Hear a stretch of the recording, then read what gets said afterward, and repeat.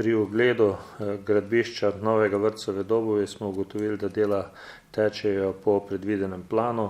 Praktično je že zgrajena streha, vgrajujejo se stavbno pohištvo, pripravlja se teren za zunanjo ureditev in po nekako napovedi izvajalca naj bi bila dela končana v roku.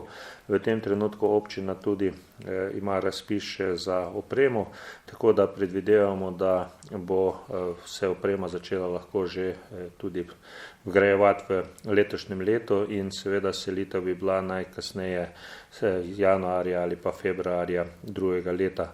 Pri tem naj še povem, da smo tudi kandidirali za dodatna sredstva na ekoskladu in smo dobili še 250 tisoč evrov nepovratnih sredstev, tako da bomo tudi finančno lahko zaključili vrtec, tako kot je bil predviden.